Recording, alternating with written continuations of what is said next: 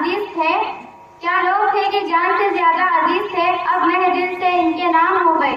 साथियों, आज 17 अक्टूबर एक अजीम मुफक्किर, आलिम और माहिर तालीम सर सैयद अहमद खान का यौम विलादत है। 1817 को सर सैयद की पैदाइश हुई।